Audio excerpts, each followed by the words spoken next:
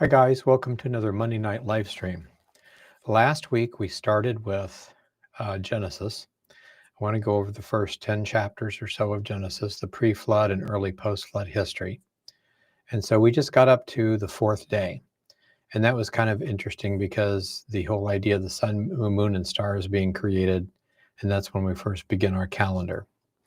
So we're going to finish that today, finish chapter 1, and look at some other things. And then it'll get interesting when we get into chapters 3 and 4 and 5 and look at some of the other stories of what exactly happened in that 1600-year time frame.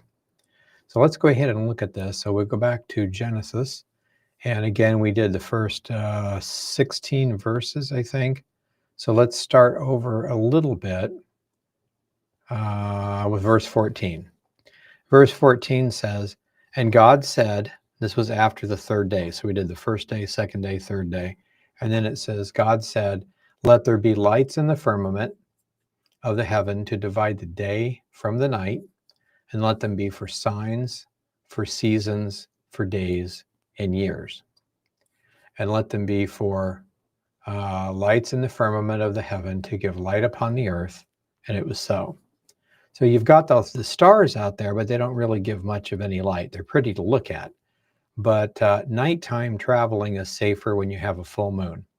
Now, we don't care that much anymore because all the streets are lit up. But back in the day when there were no electric lights, this was really important. And then the sun in the daytime.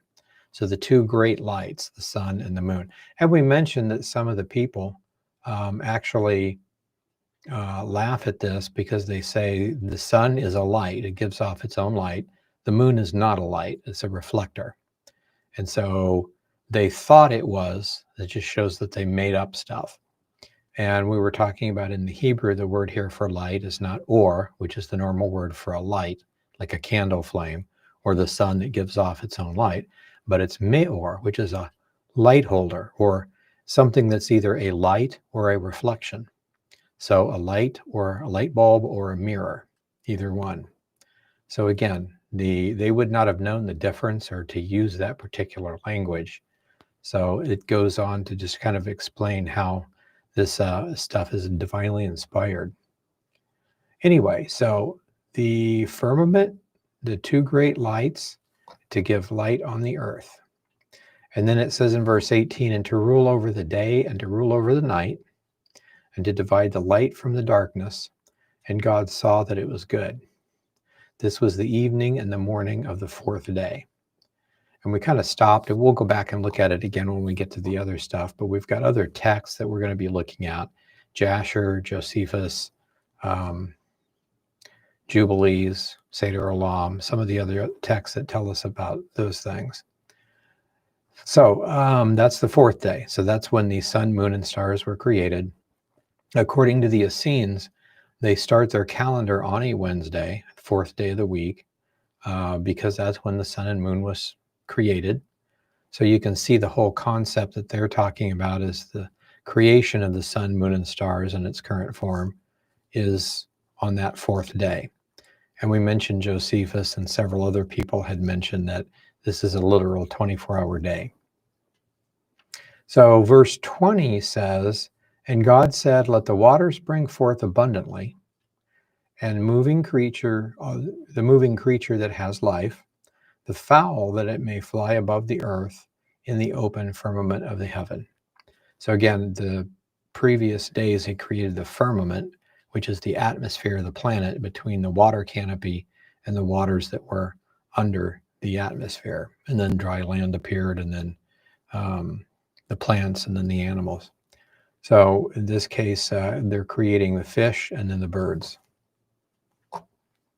God created the great whales and every living creature that moves, which the waters brought forth abundantly after their kind, and every winged fowl after its kind, and God saw that it was good. So birds and marine life. So verse 22 says, "And God blessed them, saying, be fruitful and multiply, and fill the waters of the seas, and let the fowl multiply on the earth." So again, this is that same concept. He created a form, gave that form the ability to reproduce after its own kind. So no evolution, no macro or anything like that, just the ability to reproduce. Everybody always used to have that old joke, which came first, the chicken or the egg? And the answer was, if you said the chicken, they would say, well, you had to have an egg to lay the chicken. You'd say, okay, well, then the egg came first. No, because you had to have a chicken to lay the egg. And then just kind of as a joke would go back and forth. I remember somebody asked me that one time and I said chicken, and they said, well, you got to have an egg to lay the chicken. And I said, no, God created the forms in their present form, then gave them the ability to reproduce, according to Genesis. They just looked at me like, yeah, you ruined the joke. But that's the answer. Not just for marine life and the birds, but also everything else. So verse 24, it says, God said, let the earth bring forth the living creature after its kind, cattle, the creeping thing, the beasts of the earth after its kind. And it was so. And I always thought here, when it said creeping thing, I always thought of bugs. But a lot of translations would say that that is actually reptiles. So that kind of makes sense. So cattle, which would be land animals, not just bovine, cows and that kind of stuff, but any kind of thing like that. So deer, buffalo, any kind of land animal. And then creeping thing would be reptiles, any kind of reptile. And the beasts of the earth after its kind. And it was so. And some people will always also mention this as cattle can be the domesticated form and the beasts or be the wild beasts. So anyway, in any case, at this point in this day, he created all land animals. So I would assume bugs, would be in there also.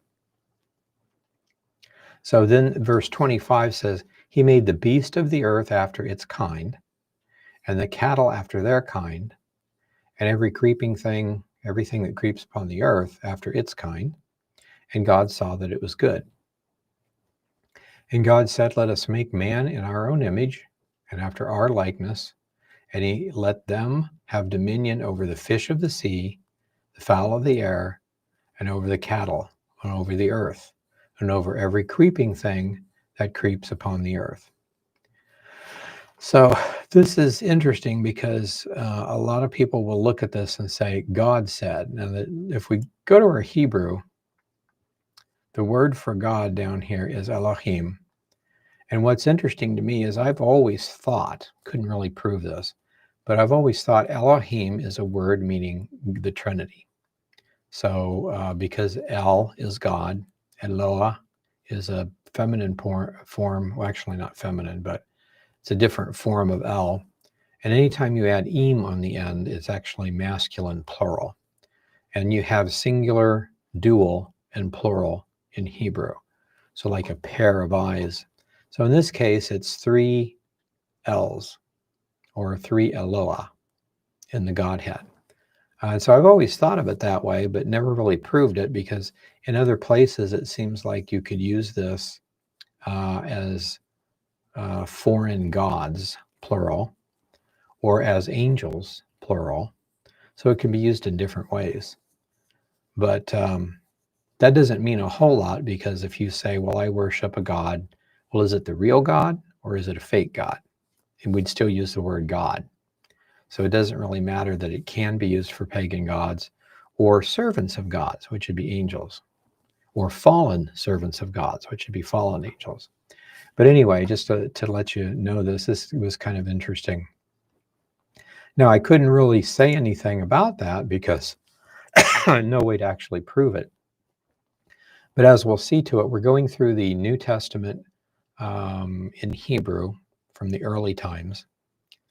And in the Gospel of John, it really defines that in that way, where our text says, in the beginning was God, or in the beginning was the Word was with God, and the Word was God.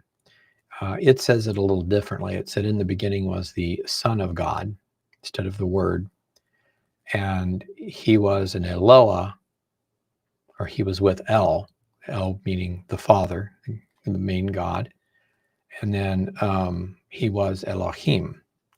And then later on in the text, it says in two different places in chapter 1, kind of defines Elohim. So putting all that together, it's really interesting to see how that works. Anyway, I bring that out because a lot of people, a lot of Jewish people would say, let us make man in our image. Well, that's God and the angels. Well, it's not saying I'm going to make man in our image, meaning he's going to have the same image as God and or the angels.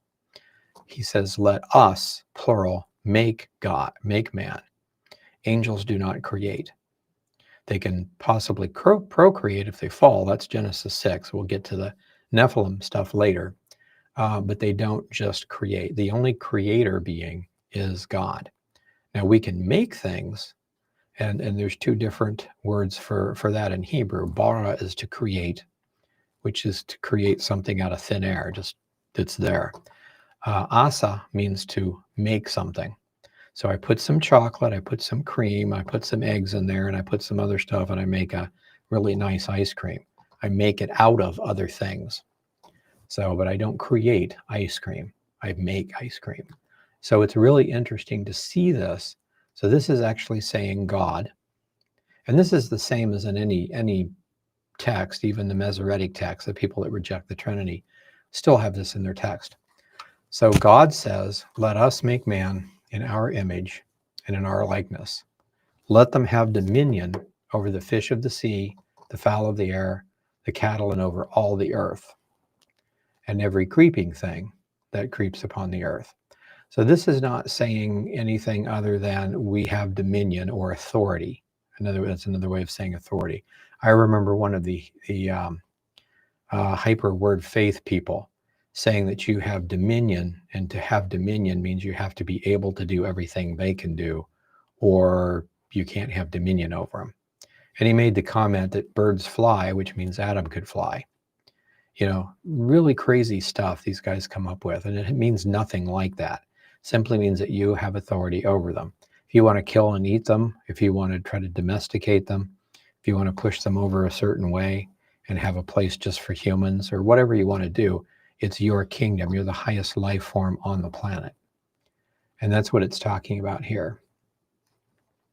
So that's what he planned to do. So in verse 27, it says, God, this be Elohim again, created man in his own image, and in the image of God he created him. Male and female, he created them. So this is a creation of Adam and Eve at this point. And a lot of people get confused, especially today with the gender fluidity stuff. In the language in Hebrew, you have man, which means mankind. Mankind is divided into two different kinds. There's man and there's woman. And it's just like before when we were looking at the day, a day like the 7 days of creation, those are 7 24-hour days, but the 24-hour day is divided into a day and a night. So that seems kind of confusing, but that's just the way it is. I was talking with this in our Bible study on Tuesday nights. We have a guy that comes to our Bible study that is Turkish, came from Turkey, migrated into to America. Anyway, and he was saying actually in Turkish, they are two different words, the 24-hour day and then the 12-hour day and 12-hour night. Somehow he didn't tell me what they were, but so some languages would be different that way. But in the same way that there's that, God created man in his own image. He created mankind, both male and female. That was the design. No other pieces, no other 56 different genders. But God blessed them, and he said to them, be fruitful and multiply and replenish the earth. This is one of those verses that's interesting. This particular word means to fill or to refill, either way. And so that again gets us back to, we talked about Genesis 1:1 and 1:2, about it possibly being translated was or became. And if it's became, that means there was a pre-Adamic world.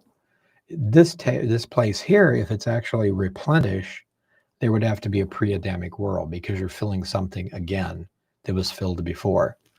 But again, in Hebrew, let's see what it says here. So we'll go down here. and said to them, be fruitful, multiply, and replenish. And the word is mala. And if we look this up, it's going to tell us it's translated to fill, or to full, make something full, or to fulfill, consecrate, accomplish, replenish, okay, to be wholly set, fully gathered, overflow, or satisfied. So basically it just means to be full or to be filled in one way or the other. So filled or refilled, either one. So in other words, you can't really use this to prove there was or was not a pre-Adamic world. And you'll see that as we go through a lot of the other stuff too. It's the same kind of a deal. There may have been, but there's no direct evidence. Anyway, so God blessed them and said to them, be fruitful and multiply and replenish the earth and subdue it. Have dominion over the fish of the sea, the fowl of the air, and over everything that moves upon the earth. And God said, behold, I have given you every herb-bearing seed which is upon the face of the earth, and every tree in which is the fruit of the tree yielding seed, and to you it shall be for meat or for food. So this is the verse where a lot of people get the idea that we didn't eat meat pre-flood. And that may or may not be true just by looking at this text. But all the different fruit trees, all the different nutrients, food that's created. I have had people that use drugs try to use this scripture to say every possible plant that there is, which would mean marijuana, cocaine, all this other kind of stuff, is our food or what we should be using, that kind of thing. And I would point out to them that there's also plants that are deadly poison. So this doesn't mean that anything out there that's green that you eat. You have to eat the non-poisonous food, the non-narcotic food, the real food. So that's obvious, but I mean, still, it's interesting to see people try to twist those kind of things. So anyway, so for food, all the fruit trees and all the fruits and vegetables and those things. And it says, to every beast of the earth and to every fowl of the air and to everything that creeps upon the earth wherein there is life, he has given every green herb for meat, and it was so. And God saw that everything that he had made, and behold, it was very good. And this was the evening and the morning of the sixth day. So let's see here.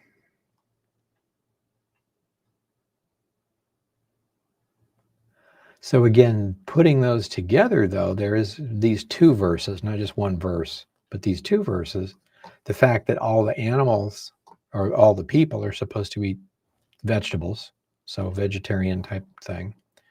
And then, but this also says everything that creeps upon the earth, so the reptiles, the fowls, and the land animals, and probably the fish also, eat the green herb for food. So putting all that together, it does make a strong point for the idea of vegetarianism pre-flood.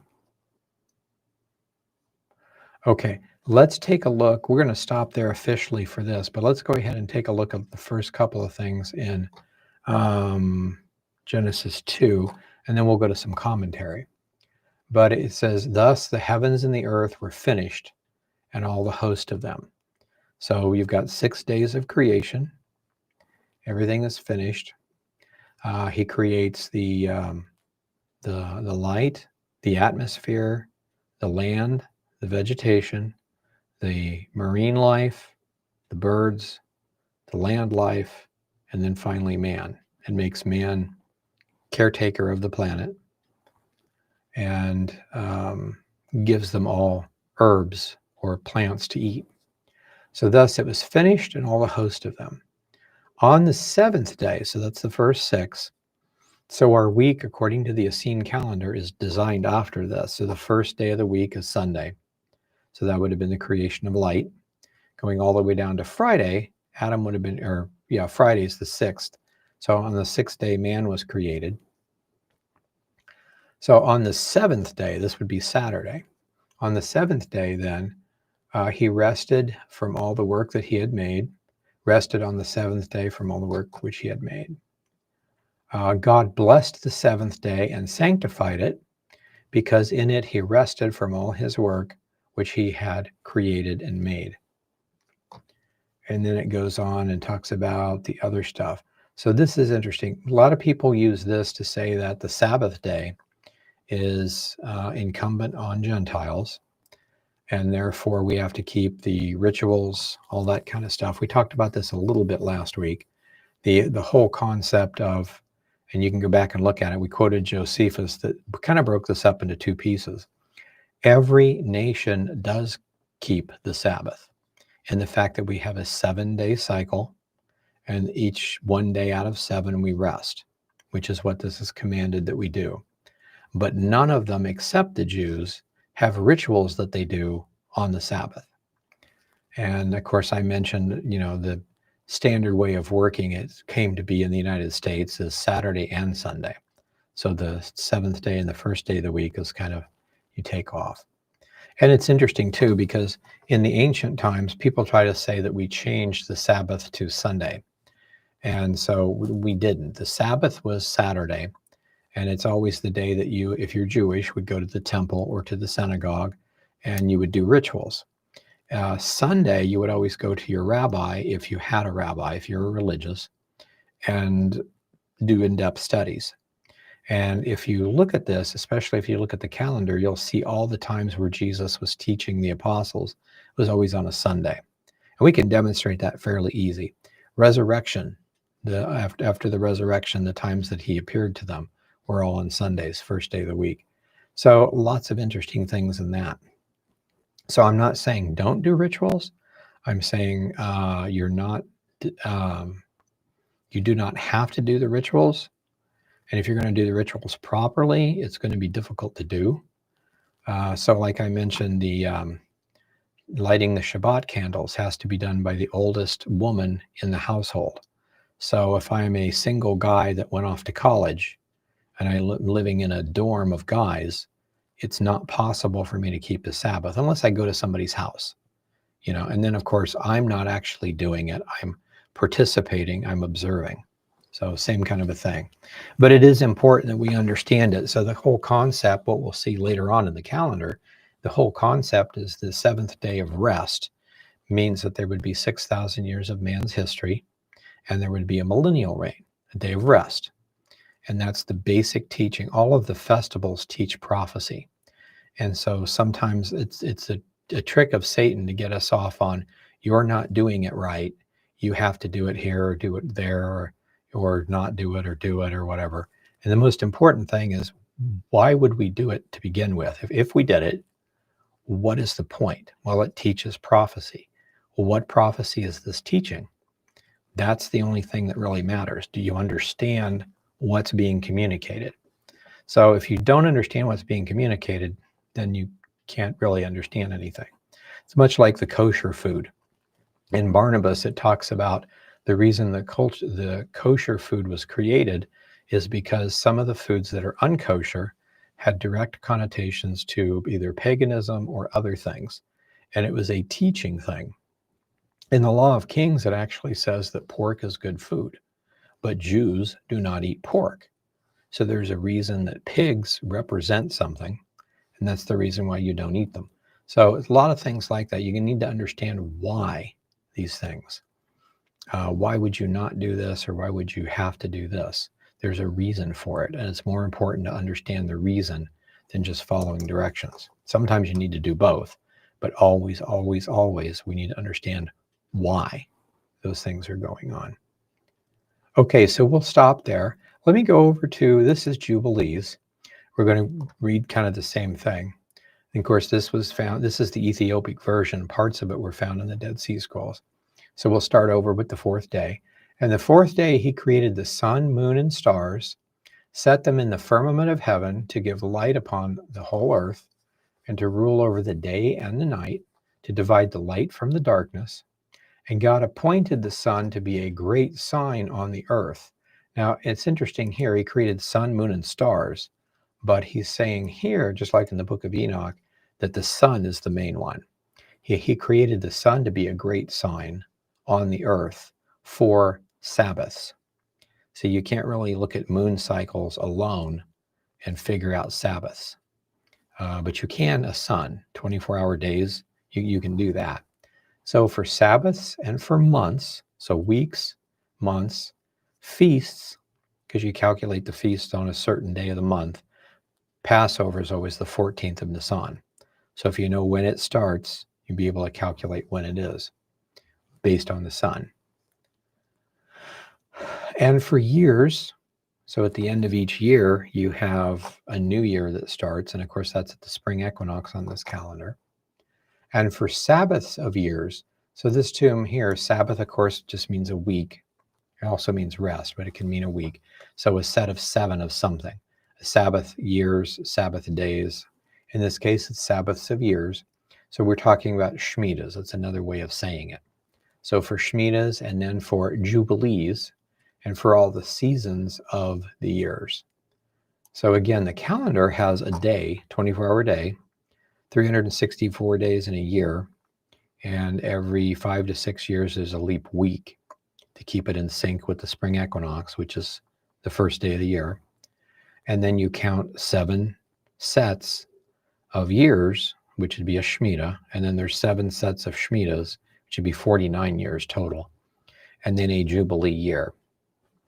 And then 2 Jubilees, to plug it into our calendar system, would be a century. 50 years plus 50 years is a century. But they would go forward and look at Jubilees. As soon as you get to be 10 Jubilees, that's 500 years. At that point, it begins a new Ona. And there's 12 of those throughout all the 7,000 years. There's also ages, but it's interesting to kind of see that. So the concept is being God is creating things. He's giving us a Sabbath for rest. Later on, he's going to give the Jews rituals that work on the seasons, the Jubilees, the Shemitahs, the high holy days that teach prophecy. And again, whether you observe them or not, just make sure you understand what they are. Observing them is a great way to do it. So I would encourage you to go to a Messianic synagogue on the festivals and just watch, be a part of it. You can't conduct your own. Technically, that would be against the law of Moses because you're a Gentile. And you would not want to convert to Judaism because that would be rejecting Messiah. So you would want to go forward with that. But a Messianic synagogue, you could go and observe and learn. It's very, very important. And he divided the light from the darkness, and for prosperity, and all the things that prosper which shoot out of the ground, shoot and grow out of the earth. These 3 kinds he created on the 4th day. And then we see the same thing on the 5th day. He created great sea monsters.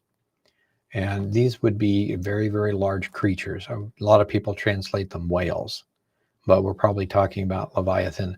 The word here, I believe, is Tanin, which would be great sea serpents. In the depths of the waters, for these were the first things of flesh that were created by his hands, the fish and everything that moves in the waters, and everything that flies, the birds and all their kind. And the sun rose above them to prosper them, and above everything that was on the earth, and everything that shoots out of the earth, the fruit-bearing trees, and all flesh. These things he created on the 5th day. Then we get to the 6th day. In the 6th day it says, and on the 6th day he created the animals of the earth, all the cattle, and everything that moves on the earth. And after all this, he created man. And he created a man and a woman. He created them and gave him dominion, him, the man, dominion over all that is on the earth and the seas, and over everything that flies, and over the beasts, and over the cattle, and over everything that moves on the earth, and over the whole earth, and over all this he gave him dominion. So again, mankind has dominion over the animals. These 4 kinds he created on the 6th day, and there were altogether 22 kinds, 22 different kinds of things he created. And he finished all the work on the 6th day, and all the heavens and the earth and the seas and the abysses and the light and the darkness and everything. I would make one comment here. Let's see here.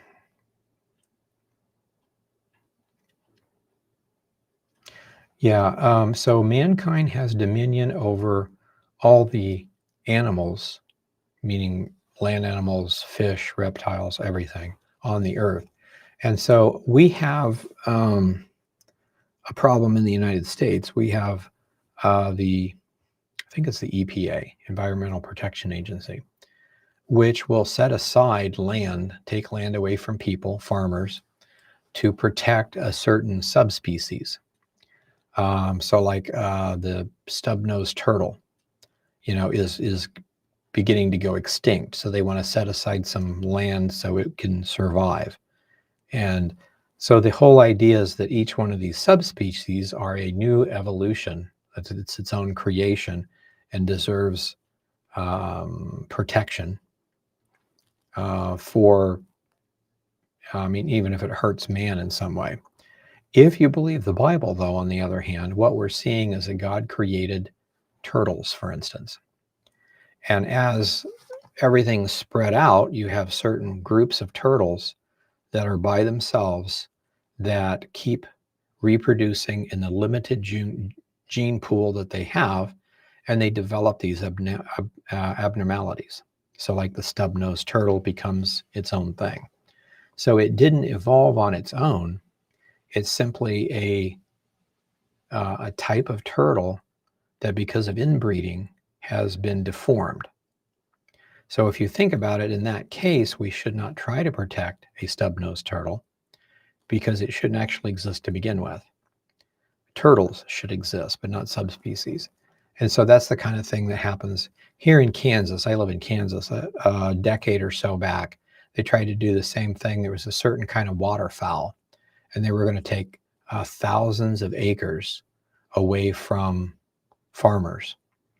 And our attorney general got in there and said, no, this is by definition this, and he was able to overthrow it. So it's an interesting way to look at it. I first learned about this through Hillsdale College. It's a great conservative college. It's expensive. They actually have free courses on the Constitution and other things too that you as a person can download and look at, and videos and stuff. But I forget the terms, but most people now that believe in evolution are focusing on animals, and people that believe in creation are focusing on human beings. And you can kind of understand the subset like that. So if there's a group of people that went and, well, like for instance, give an example of one. In Africa, there was the ostrich people, and small group consistently inbreeding. Instead of having the proper toes, 5 toes pointing that way, they actually developed something like that, almost like a monkey. Only they couldn't use it that way because humans aren't designed to do that. So but they had this on their feet, and it was very difficult for them to maneuver. One of the things that they noticed, it was a big deal when they were discovered back in the 20s or 50s or somewhere. But now they almost don't exist, because as soon as one of them takes a wife or a husband from another tribe and then has children, they're back to normal. It fixes that genetic problem. So it would be insane, if you think about it, for us to say we need to keep the ostrich people with deformed feet because they're their own evolutionary development. It's like, no, you need to fix the problem or just let them be. So you don't hurt other people because of something like that. Anyway, that's an example. So there's lots of examples like that. So, okay, Sabbath. He gave us a great sign, the Sabbath day, that we should work 6 days, but keep the Sabbath on the 7th day from all work. Now, again, this is the book of Jubilees. It's written about Jews, to Jews. And so they're talking about Mosaic law. So according to the Jewish law, they're supposed to take the day off. They're supposed to rest. And then they also do rituals. It says, and the angels of the presence and all the angels of sanctification, these two great classes, he has hidden us to keep the Sabbath with him and in heaven on earth. And he said to us, behold, I will separate unto myself a people from among all peoples that will keep the Sabbath day, and I will sanctify them to myself as my people, and I will bless them, and as I have sanctified the Sabbath day to sanctify it unto myself, even so I will bless them, and they will be my people, and I will be their God. So this is the development of the Jewish nation. And I have chosen of the seed of Jacob from amongst all that I have seen, and I have written him down as my firstborn son. I have sanctified him to myself forever. This doesn't mean that he's saved or anything like that. I believe he is. But sanctified in the sense set apart. He's going to create a new thing, a special nation, which the Messiah will come from. And he's going to do that with the seed of Jacob. I have sanctified him to myself forever and ever, and I will teach them, the descendants of Jacob, the Sabbath day, that they may keep my Sabbath thereon from all work. And thus he created therein a sign in accordance with they should keep the Sabbath with us, so that would be God and the angels, on the seventh day to eat and drink and to bless him who has created all things. And he has blessed and sanctified unto himself a peculiar people, above all peoples, and they should keep the Sabbath together with us. And he caused his commands to ascend as a sweet savor, acceptable before him all the days. So this is talking about, and that doesn't mean that you can't keep the Sabbath, but it should be focused on the Lord. When some of the first colonies came to America, they had outlawed Christmas because it was mainly a Roman Catholic practice, at least the way they kept Christmas. And so they said either work or whatever. And some of the people said, but we want to take the day off to, observe the Lord. It's part of our conscience. So that would be perfectly fine. So I think it was William Bradford said, okay, fine, we'll have that set aside. But then Christmas Day comes and he notices they're out playing ball, they're out drinking, they're doing other things. That's not focusing on the Lord. And he basically said, if you're going to do that, you might as well be at work. So they outlawed that for a time. So the same thing applies here. If you're going to observe a Sabbath, it should be to focus on the Lord, to do those things, to not be busy working or doing other things. So let's go through here. It says, there were 22 generations of mankind from Adam to Jacob, 22 kinds of work that were made unto the seventh day. And it's blessed and holy, and the former also is blessed and holy, the one who serves with the one for sanctification and blessing. So that's kind of interesting, the fact that there's 22 generations from Adam to Jacob, and there were 22 different kinds of things he created. Could be a coincidence, but it's interesting to look at.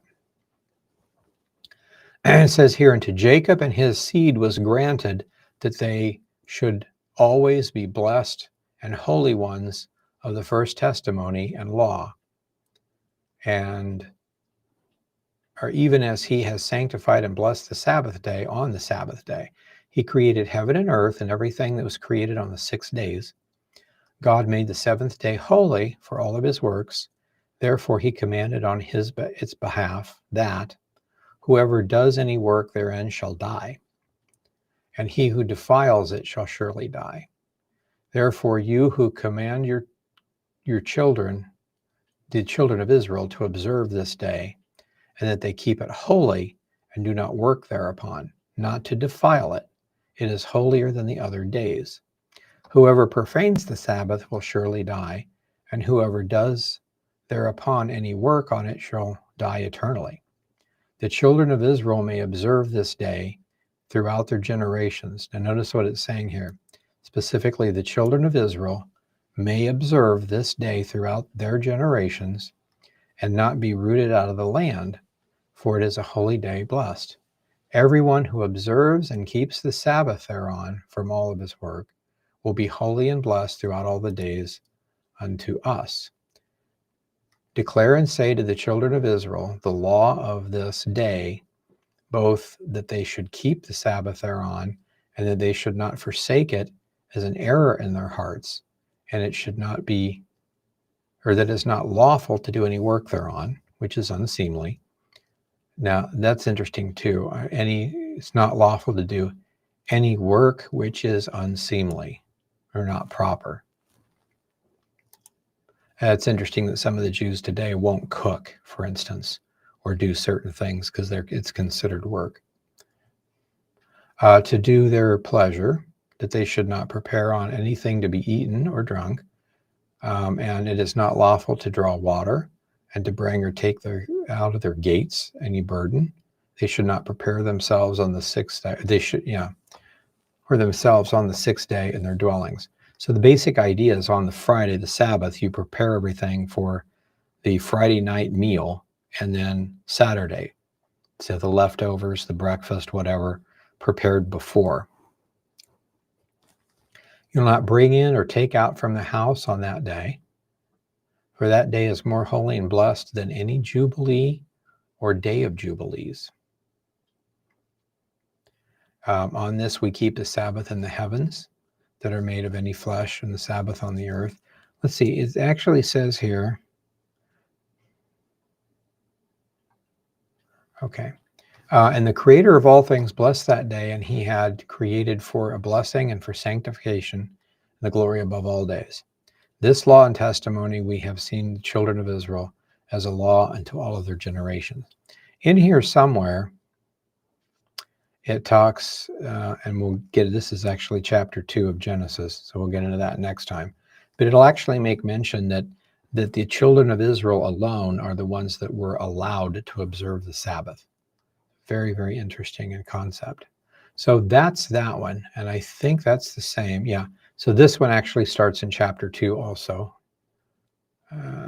Okay, so that's it for today then. So next time we will start in Genesis 2 and go over. Now, some people say Genesis 2 are a different story of creation, and it's basically the Hebrew way of defining things.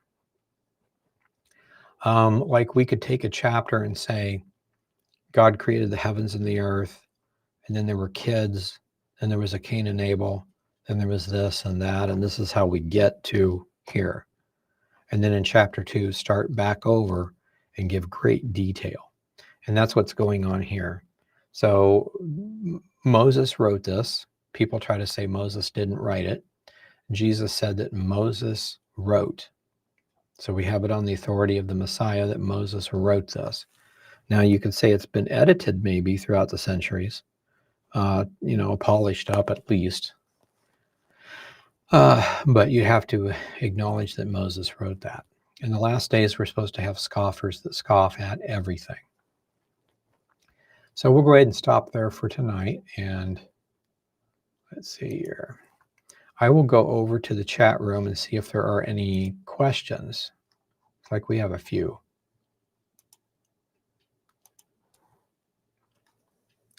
Have you heard of any of these people on YouTube or on YouTube sites claiming that the flood actually happened in the fall? If so, what are the basic basis for their conclusion? Thank you. It's excuse me. According to Genesis, it took place on the 17th of the second month. And on the Dead Sea Scroll calendar, let me see if I can find that here real quick. And let me back up from here. Oh, actually, I just go here. So if we go to our Dead Sea Scroll calendar, this is the first, the spring equinox, and this is the first full day of spring on the calendar, always on a Wednesday. You get Passover, first fruits. On the second month, which is Iyar, mid-spring, which is the 17th of the second month, it's always on a Sunday. Go with Sundays again. This is the date of the flood. But what's going to happen is later on in time, when the calendar gets corrupted, they flipped New Year's from the spring to the fall. So if we do that, is actually flip it 6 months, we'll get up here, and then we'll get into Heshvan, See, so Tishrei is the 7th month, or if you flip it, this would be the 1st month. So then when we get to the 17th of the Heshvan, we have that being mid-fall. And so that's the confusion part. I think a lot of things got flipped that way because I think that's how we got Lent from the 40 days of Teshuvah. So just again, flipping them exactly 6 months. So a lot of things got confused that way. So Halloween is celebrated in the fall, the Day of the Dead, and it's an ancient memory of the flood. And that's how it got flipped, actually. The actual date was in the spring. So this year, for instance, that's November 1st, and it's always give or take, a few days difference because there's a leap week every so often. Sometimes it'll actually be on October 31st. So this year on this calendar, it's on the 2nd of November, which is our mid-fall. But back in the day, it was the 17th, so it was May 4th, exactly 6 months back. So hopefully that helps a little bit. But that's probably where they're getting it. About your discovery of their fornication, referring to fallen angels in the Hebrew, could the same principle point out the Nephilim in Jesus' statement, they were marrying and giving in marriage? I never thought of that before. Yeah, somebody definitely was. Yeah, I'd always thought that was. My thought was, in the days of Noah, they were marrying and giving in marriage until they closed the ark. And of course, that's just what I was taught, the idea that people just go on with their lives. They don't believe the prophecies. They don't try to get right with the Lord. They're just busy. But that's an interesting point, the idea that it could be referring to Nephilim. Yeah, great point. Question: in Daniel, the people that destroyed Jerusalem are of the Roman Empire. Is the people ethnic, cultural, or geographical? I have read the legions responsible were mostly Assyrian, or could the Antichrist be Assyrian?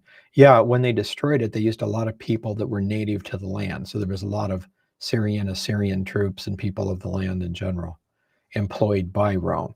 So Rome destroyed it, but the people that actually did the work were hired out. So that's a good question. And I think depending on the prophecy, it could be any of those, because there are other prophecies we'll get into in the near future talking specifically about that, kind of comparing the Roman Empire, the old Roman Empire, and the revived Roman Empire. So it should be something very similar. Would Ezekiel 28 indicate that Lucifer, Satan, is of the cherub class of being? Yes. And such indicate he has wings, multiple faces, etc. Possibly. In Ezekiel, you have the description of it being the creature being seen. Remember, this is a vision, so it might be symbolic of something rather than seeing an actual person. But it's of a man, a lion, an eagle, and a ox. And later on in the text, you see the same being again, and it says a man, a lion, an eagle, and a cherub.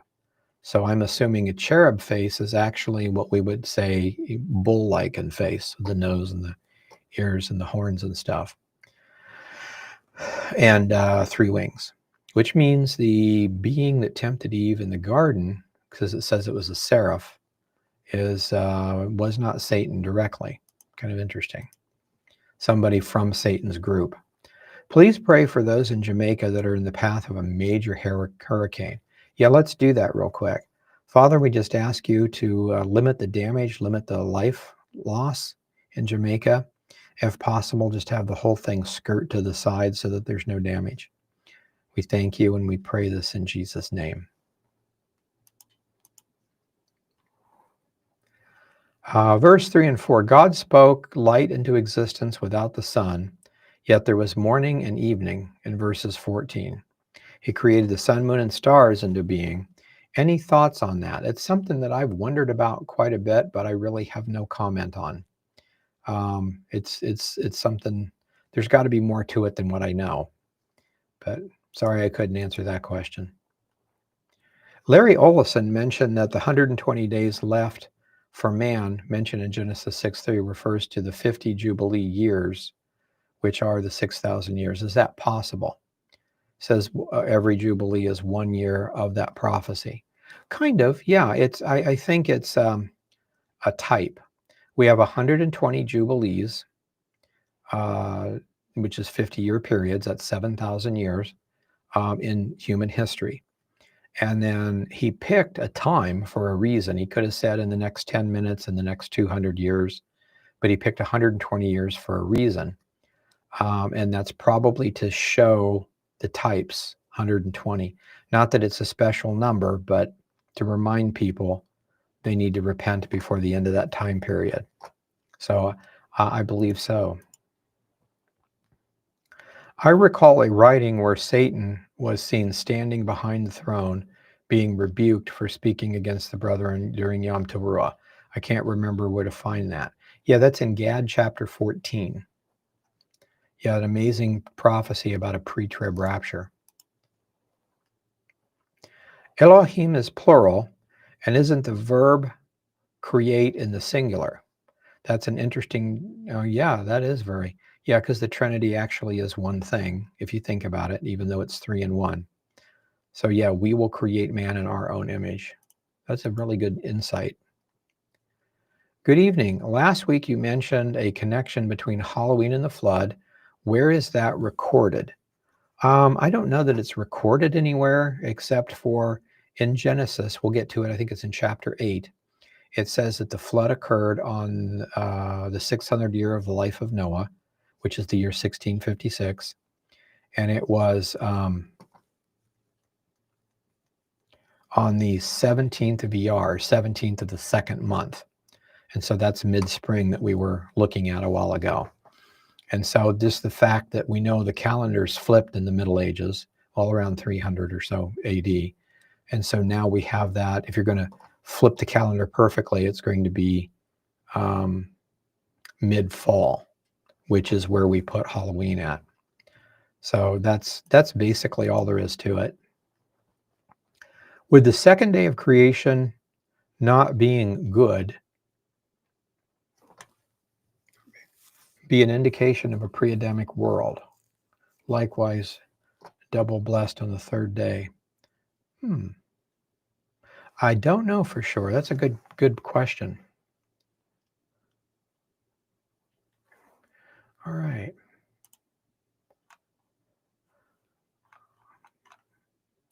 All right. I'm going to, if I can get to here anyway. Okay. We're going to have to go ahead and, I clicked a button here somehow. But we're going to go ahead and go.